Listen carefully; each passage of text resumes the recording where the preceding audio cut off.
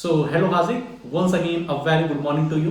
Welcome to our history class, जिसमें आज हम लोग देखने चल रहे हैं एक प्यारा सा chapter devotional path to divine, ईश्वर तक पहुंचने का भक्ति मार्ग। ठीक है, ईश्वर तक पहुंचने का भक्ति मार्ग इस चैप्टर का नाम है। बहुत ही शानदार सा चैप्टर है, बहुत ही इंटरेस्टिंग चीज, बहुत ही हिस्टोरिकल चीज तुमको जानने को मिलेगी। ठीक है, तो बहुत ही मजेदार चैप्टर है। फटाफट से चलते हैं अपनी एनसीईआरटी में, लाइन बाय लाइन चीजों को देखते हैं, बहुत ही अच्छी तरीके से समझना, क्योंकि इससे रिलेटेड क्वेश्चन हम तुमसे पूछेंगे। ठीक है, कमिंग संडे को, तो देखना अच्छे तरीके से। शुरुआत करते हैं आज का अपना प्यारा सा चैप्टर। चलो भाई, डिवोशनल पाथ्स टू डिवाइन, ईश्वर तक पहुंचने का जो अलग अलग भक्ति मार्ग है उसको हम यहां देखने चल रहे हैं। ठीक भाई,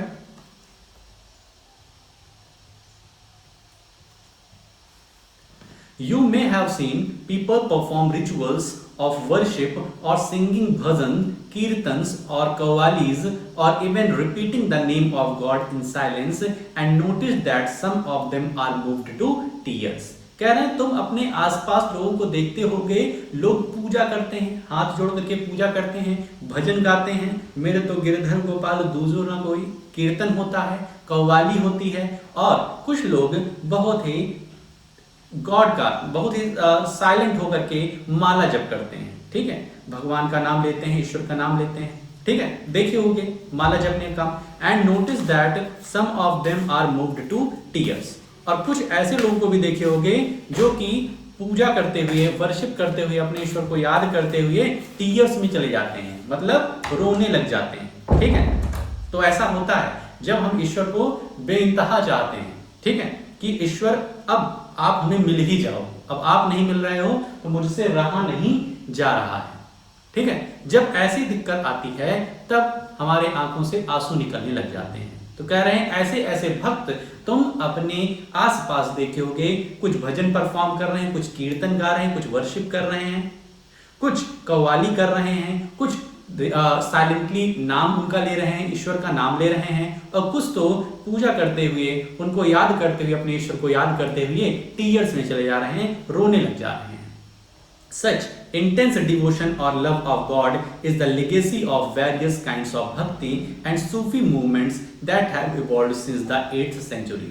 तो ऐसा डिवोशन, भाई साहब, ऐसा समर्पण, ईश्वर के प्रति ऐसा समर्पण कि ईश्वर के लिए हम कुछ भी करने के लिए तैयार हैं, ईश्वर के लिए इतना अथाह प्रेम, लव ऑफ गॉड, ईश्वर से इतना प्रेम कर रहे हैं, तो ये हमारी क्या है, जो भक्ति मार्ग है, ईश्वर तक पहुंचने का जो भक्ति मार्ग है, उसकी एक लेगेसी है, उसकी एक लेगेसी बनी हुई है, और अलग अलग तरीके के सूफी मूवमेंट्स इससे इवॉल्व हुए हैं। कहां से? सिंस द 8th सेंचुरी, 8वीं शताब्दी से ये चीजें देखने को हमें मिल रही है। The idea of supreme God, ठीक है, सुप्रीम गॉड की जो विचारधारा थी वो क्या है, बहुत ध्यान से देखते हैं। Before large kingdom emerged, different groups of people worshipped their own gods and goddesses. कह रहे हैं जब तक लार्ज किंगडम नहीं हुआ था, ठीक है, पहले छोटे छोटे किंगडम्स वगैरह थे, छोटे छोटे ग्रुप्स वगैरह थे, लेकिन जब ये ग्रुप्स आपस में, जब ये छोटे छोटे ग्रुप्स थे, तो इनके अलग अलग भगवान थे, अलग अलग गॉड्स और गॉडेसेस थी, और उनको ये लोग वर्शिप करते थे। कब तक? जब तक कि एक लार्ज किंगडम नहीं बन गया, जब तक कि छोटे छोटे ग्रुप्स में थे। और जब ये लोग गैदर होकर के ये लोग एक किंगडम बनाने लगे, तब क्या हो रहा है देखो, as people were brought together through the growth of towns, trade and empires, new ideas began to develop. लेकिन जैसे ही टाउन्स का डेवलपमेंट होने लगा, ये लोग साथ में आए, साथ में ग्रोथ करने लग गए, तो नए आइडियाज आने लगे। ठीक है, पहले क्या था, पहले लोग ग्रुप्स में बटे हुए थे, सबके अलग अलग ईश्वर हुआ करते थे, उनकी वो लोग अलग अलग तरीके से वर्शिप क्या कर सकते थे, पूजा आराधना अर्चना करते थे। लेकिन जैसे ही ये लोग गैदर हुए, इकट्ठे हुए, ग्रोथ करने लग गए, डेवलपमेंट होने लगा, ट्रेड होने लगा, किंगडम बनने लगा, एक उसका एम्परर होने लगा, उसका एक राज्य होने लगा, तो धीरे धीरे आइडियाज में चेंज आने लग गए। The idea that all living things pass through countless cycle of birth and rebirth, performing good deeds and bad, came to be widely accepted. बहुत ही शानदार चीज, बहुत ही इंपॉर्टेंट चीज ये वाली लाइन में लिखी हुई है। मतलब ये लोग जो डेवलप हो गए, ये लोग जो डेवलप हो गए, गैदर होकर के एक एम्पायर बन गया।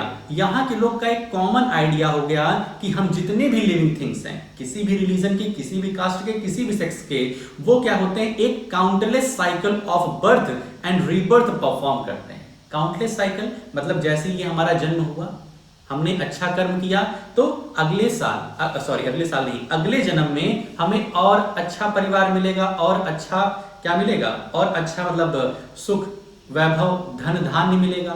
यदि हम इस जीवन में खराब कर्म करते हैं, दूसरों के साथ अच्छा नहीं करते हैं, ईर्ष्या रखते हैं, तो अगला जन्म हो सकता है हमारा बहुत बुरा हो सकता है किसी जानवर का जन्म दे दिया जाए।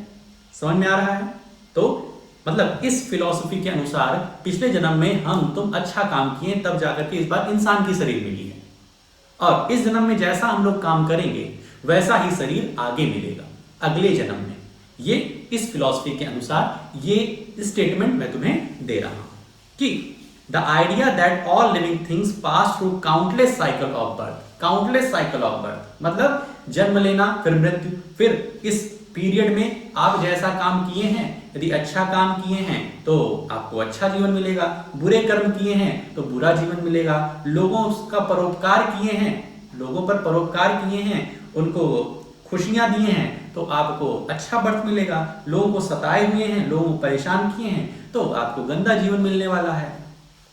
Birth and rebirth performing good deeds and bad came to be widely accepted. और ये चक्र इस तरीके से चलता रहता है, ऐसा आइडिया, इस आइडियाज को यहाँ के लोग मानते थे। Similarly, the idea that all human beings are not equal even at birth gained ground during this period।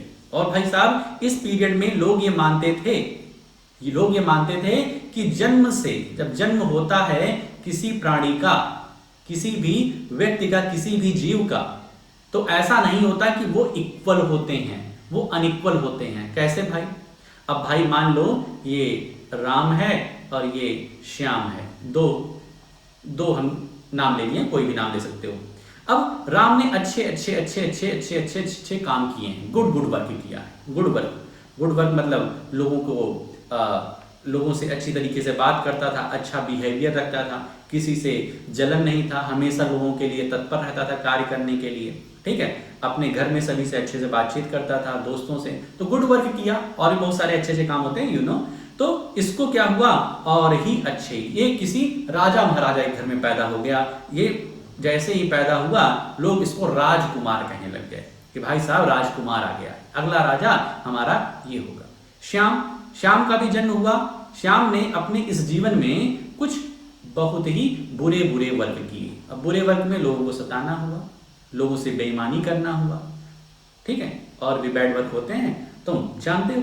तो इसका जन्म क्या हुआ, एक गलत जगह हो गया, ठीक है। गनीमत थी कि इंसान ही के रूप में हुआ, मान लेते हैं किसी पशु के रूप में भी हो सकता है, क्योंकि वो भी जीव हैं।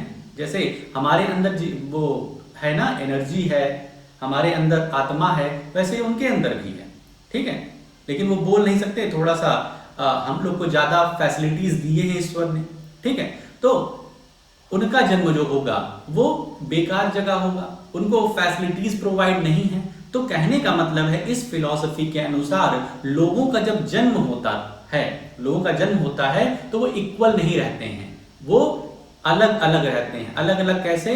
तो वो अपने प्रीवियस बर्थ में किस तरीके का काम किए हैं उसके लेखा जोखा के अनुसार उनका नया जीवन होता है। किसी का जन्म एक राजा महाराजा के घर में होगा, किसी का जन्म एक भिखारी के घर में होगा, समझ रहे हो। किसी का जन्म होगा कि जहां पे अच्छी अच्छी बातें होती हों, लोगों के अच्छे लोगों का संग होता है, ठीक है, लोग अच्छे लोग वहां पे रहते हों, वहां जन्म होगा।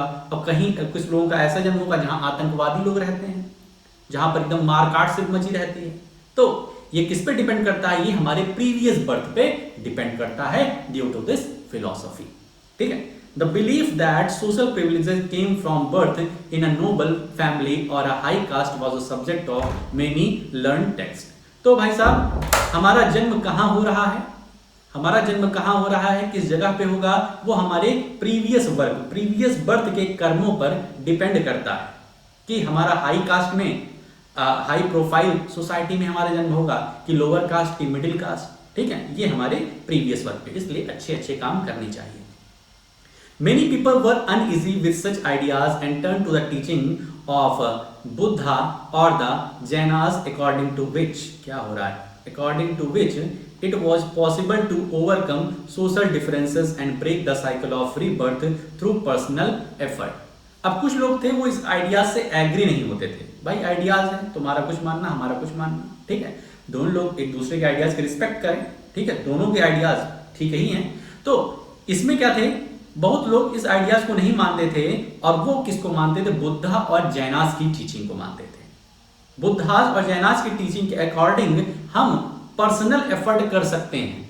हम गरीब घर में पैदा तो हुए हैं, लेकिन हम अच्छे अच्छे काम करके हम ऐसी स्थिति में आ सकते हैं, गरीब हम नहीं मरेंगे, ठीक है। ये किसका कहना था? ये बुद्धा और जैनास की, जो जैन्स थे उनकी फिलॉसफी थी कि हम अच्छे कर्म करके ये जो रीबर्थ वाला साइकिल है इसको हम लोग ब्रेक कर सकते हैं, इससे हम लोग टूट सकते हैं कि हमारा जन्म फिर से ना हो, हम सीधे ईश्वर से मिल जाएं, ठीक है, लास्टली ईश्वर से ही मिलना है। ध्यान रखो, ये जो भी चक्र चल रहा है, बर्थ डेथ लोगों का होता है ना, यदि आप बहुत ही अच्छा काम कर दिए तो फिर ये बर्थ डेथ के चक्र से आप हट जाते हैं, फिर आपको और दुख सहना नहीं पड़ता है, सीधे आप गॉड से मिल जाते हैं, ठीक है। Others felt attracted to the idea of supreme God who could deliver humans from such bondage. ठीक है, तो बुद्धा और जैनास की टीचिंग क्या थी कि आप पर्सनल एफर्ट करते हैं, बहुत ही अच्छे अच्छे काम करते हैं, तो ये जो रीबर्थ की साइकिल है, इससे आप हट जाते हैं, फिर से आपका जन्म मरण नहीं होता है, सीधे आप ईश्वर से मिल जाते हैं, ठीक है। ऊपर वाली क्या फिलॉसफी थी उसको हम लोगों ने देख लिया, यहाँ की फिलॉसफी क्या है उसको देख लिया, ठीक है।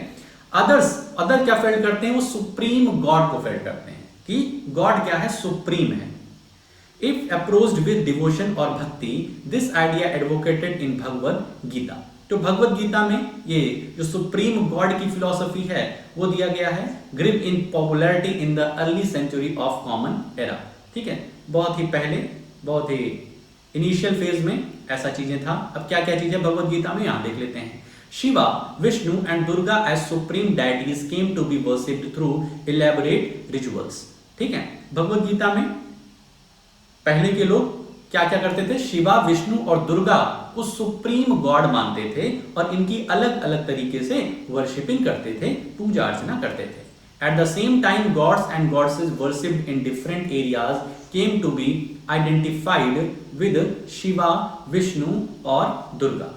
तो उस समय जो अलग अलग जगह पे अलग अलग तरीके से वर्शिपिंग होती थी, तो उसमें लोग कैटेगराइज करने लगे कि हाँ ये विष्णु है, ये विष्णु भगवान, ये शिव भगवान और ये दुर्गा माँ, इस तरीके से मतलब वर्शिप करने लगे अलग अलग तरीके से।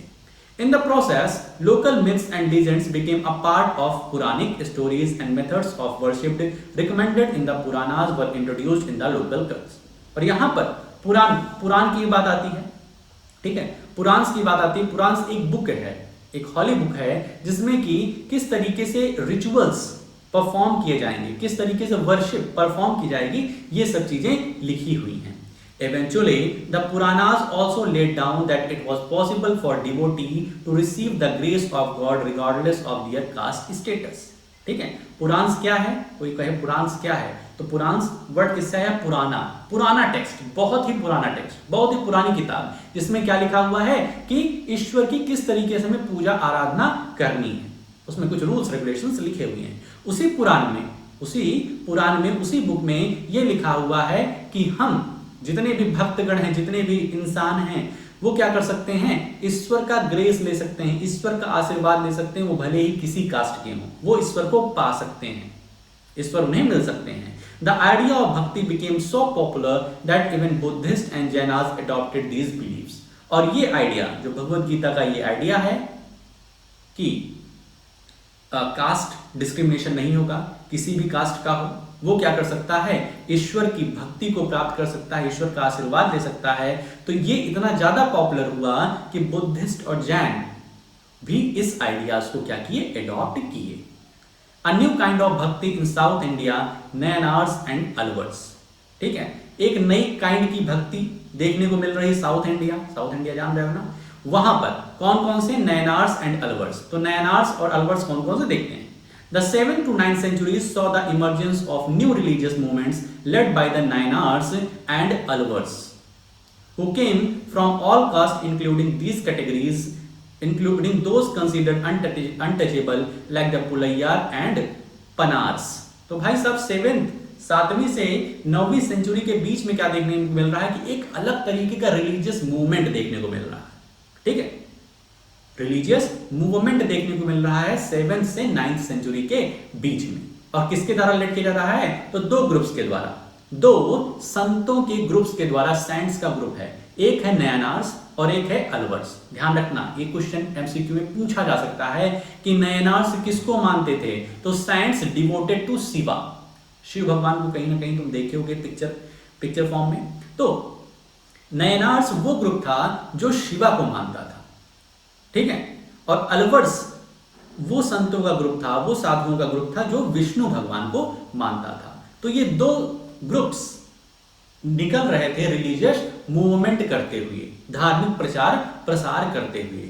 और इस दोनों ग्रुप में ऐसा नहीं था कि एक ही कास्ट वाले भरे हैं, एक ही प्रकार के वर्कर्स भरे हैं कि एक तरीके काम करने वाले हैं तो नयनार्स में चले जाएं और अलग तरीके काम करने वाले हैं तो अलवर्स में चले जाएं। ऐसा नहीं है। ठीक है, अलग अलग कास्ट के लोग दोनों ग्रुप में थे, अलग अलग कास्ट के, अलग अलग सेक्स के, अलग अलग रिलीजन के। ठीक है, मानने वाले थे।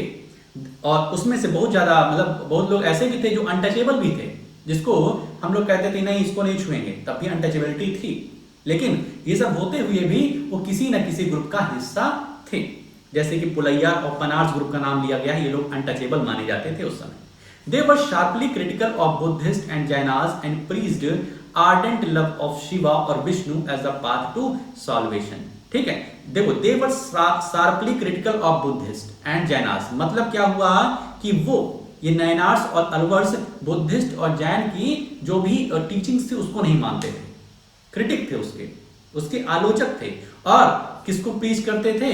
तो preached ardent love of Shiva और विष्णु, और सिर्फ शिवा और विष्णु को ही मानते थे। और वो मानते थे कि शिवा और विष्णु की वर्शिप करके ही हम सैल्वेशन को पा सकते हैं। ध्यान रखना, इस सैल्वेशन बहुत ही इंपॉर्टेंट वर्ड है।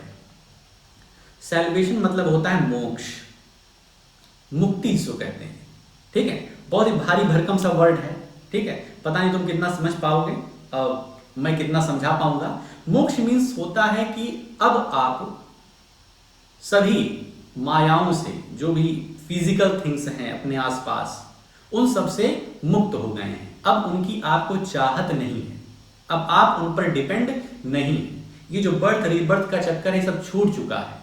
अब आप सिर्फ और सिर्फ ईश्वर के और ईश्वर आपके हो गए हैं। जब ऐसी कंडीशन आती है, ठीक है, बहुत ही क्या कहते हैं टफ फेज है। ठीक है, इसे यहाँ तक पहुंच नहीं पाते हैं लोग, बहुत ही कम लोग हैं जो पहुंचते हैं, और पहुंचते हैं तो फिर वो सब तरफ उनका गुणगान होने लगता है, लोग जानने लगते हैं उनको। ठीक है, और तो मोक्ष प्राप्त इसको कहते हैं कि आप गॉड से कनेक्टेड हो गए हैं, गॉड आपके और आप गॉड के, दोनों के बीच में बातचीत होने लग गई। ठीक है, समझ रहे? ऐसी कंडीशन उसको कहते हैं सॉल्वेशन, मोक्ष। मींस अब आप बर्थ रीबर्थ के चक्कर से हट गए हैं, कोई आपको फिजिकल थिंग्स की कोई भी लालसा नहीं है। खाना मिल रहा है नहीं मिल रहा है, सांस चल रही नहीं चल रही है, कोई फर्क नहीं पड़ता है। They drew upon the ideals of love and heroism as found in the Sangam literature, the earliest example of Tamil literature composed during the early centuries of the Common Era. ठीक है, तो यहाँ पर एक तमिल लिटरेचर का नाम दिया गया है संगम लिटरेचर। ठीक है, संगम लिटरेचर पूछा जा सकता है, संगम लिटरेचर किस जगह का लिटरेचर है? तो तमिल में लिखा हुआ है, तमिल का लिटरेचर है।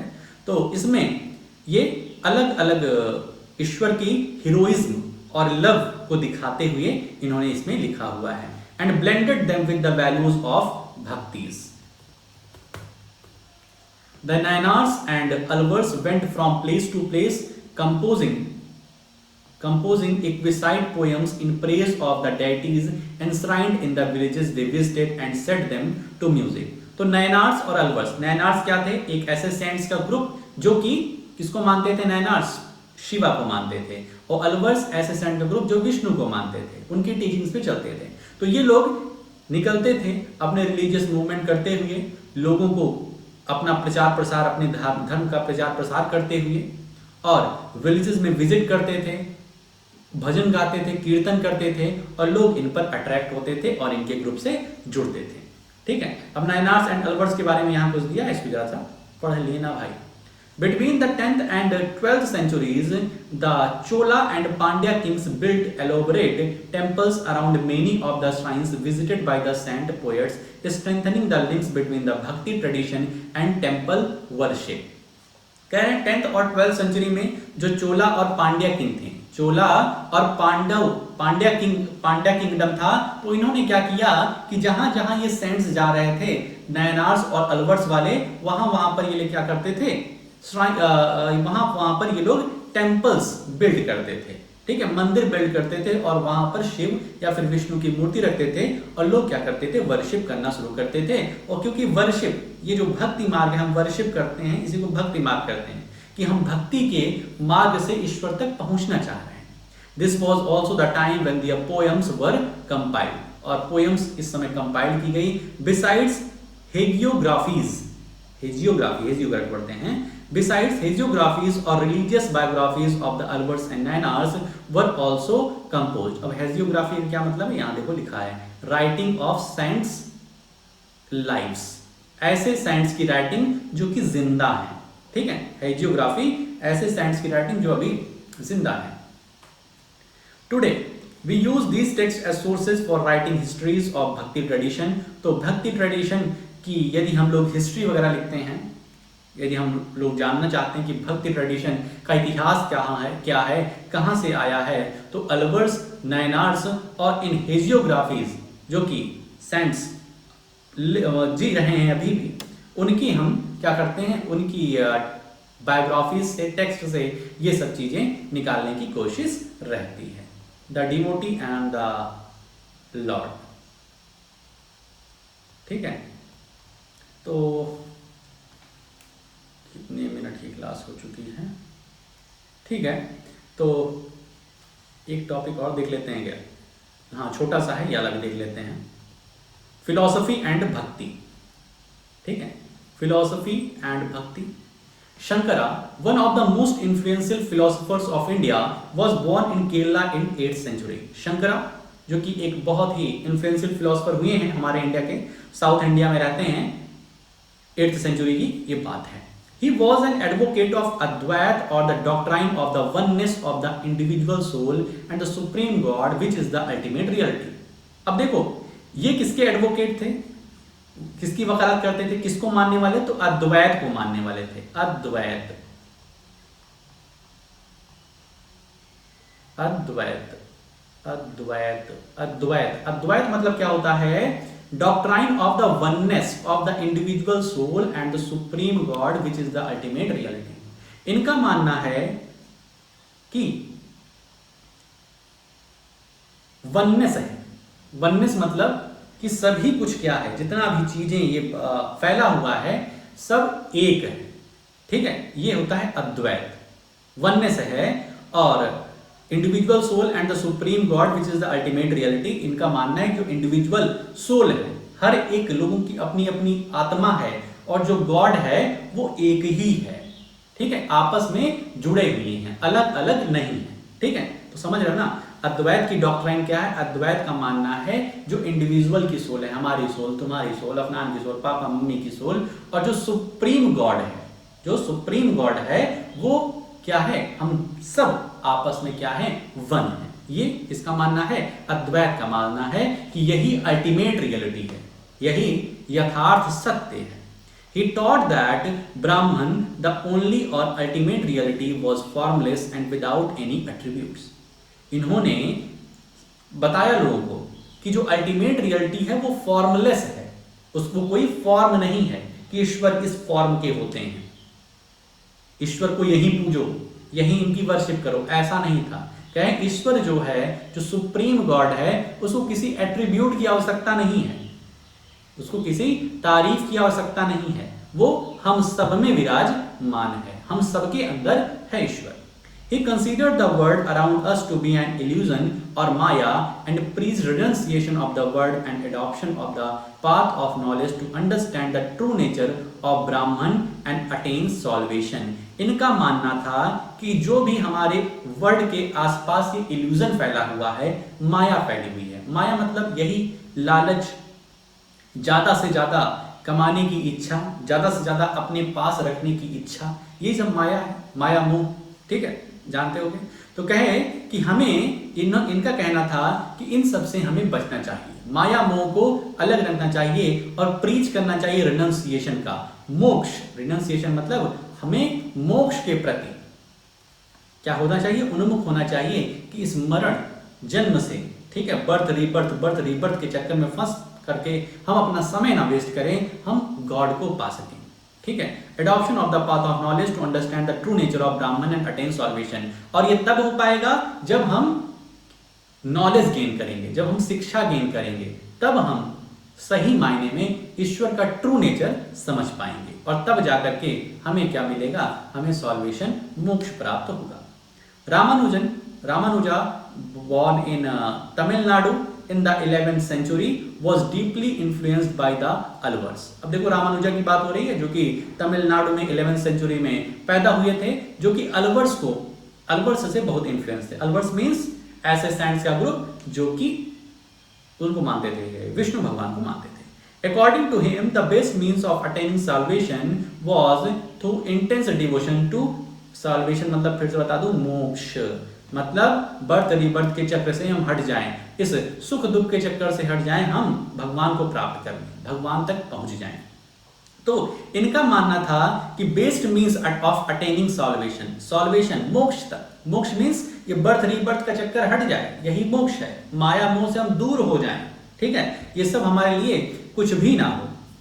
तो इनका मानना, रामानुजा का मानना था कि हम तभी सॉल्वेशन को तभी अटेन कर सकते हैं जब हम इंटेंस डिवोशन दिखाएं विष्णु के प्रति, ठीक है, विष्णु भगवान के प्रति इंटेंस डिवोशन दिखाएं, उनके प्रति अथाह भक्ति दिखाएं। Vishnu in his grace helps the devotee to attain the bliss of union with him. और विष्णु फिर अपने डिवोटी को, अपने भक्त को अपने पास ले लेते हैं। He propounded the doctrine of Visist Advait or qualified oneness in that the soul even when united with the supreme God remained distinct। ठीक है, क्या लिखा है, he propounded the doctrine of विशिष्ट अद्वैत। इन्होंने क्या कहा, एक विशिष्ट अद्वैत की बात कही। देखो अद्वैत क्या था हमारा, अद्वैत था वननेस, मीन्स हमारी जो इंडिविजुअल की सोल है, जो सुप्रीम गॉड है, ये सभी के सभी एक हैं।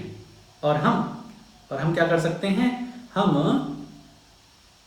माया मोह से दूर रह करके और ट्रू नॉलेज लेकर के सॉल्वेशन को प्राप्त कर सकते हैं, ऐसा किसका मानना है, अद्वैत का मानना है। अद्वैत इसी को क्या कहता है, बताता है, ठीक है। Even when United with the supreme God remain distinct, ठीक है। विशिष्ट अद्वैत, ये जो हमारे रामानुजा जी हैं, विशिष्ट अद्वैत में क्या कह रहे हैं कि जब हमारी सोल सुप्रीम गॉड से मिल जाती है, यूनाइट हो जाती है, तब पर भी हम और गॉड क्या रहते हैं, डिस्टिंक्ट रहते हैं। देखो भाई साहब का अलग अलग मानना है, ठीक है। अद्वैत कुछ कह रहा है, विशिष्ट अद्वैत कुछ और कह रहा है। विशिष्ट अद्वैत कह रहा है कि हम भले वननेस हो जा रहे हैं, हमारी सोल और सुप्रीम गॉड मिल जा रहा है, हम इंडिविजुअल की सोल और सुप्रीम गॉड मिल जा रहे हैं, रिनाउंसिएट हो जा रहे हैं, क्या कहते हैं, मोक्ष को प्राप्त हो जा रहे हैं, तब पर भी हम और गॉड अभी भी डिस्टिंक्ट हैं। Ramanuja doctrine greatly inspired by the new stand of bhakti which developed in North India subsequently। जो रामानुजा की डॉक्ट्राइन थे, रामानुजा का मानना था, ठीक है, उससे काफी इंस्पायर हुए कहाँ के लोग, नॉर्थ इंडिया के लोग काफी ज्यादा इंस्पायर हुए और धीरे धीरे इस प्रकार की भक्ति नॉर्थ इंडिया में देखी जाने लगी। तो इस तरीके से अपना 2-3 टॉपिक हमने कवर किया है यहाँ पर आज, तो इसको थोड़ा सा अच्छे तरीके से देख लेना। 30 मिनट की लगभग वीडियो बनी हुई है, तो तुम्हारा काम रहेगा जितना पढ़ाया हूँ उसकी एक अच्छी सी रीडिंग कर लेना, जो बीच बीच में छोटे छोटे टॉपिक में छोड़ा हूँ उसकी रीडिंग कर लेना, जहाँ कहीं दिक्कत बने शाम को पूछना, और कुछ भी इंपॉर्टेंट पॉइंट्स तुमको नजर में आते हैं तो वो अपनी कॉपी में लिख लेना और शाम को भेज देना। तो आज के लिए अपनी इस वीडियो में हम लोग इतना ही रखते हैं, मिलते हैं नेक्स्ट वीडियो में।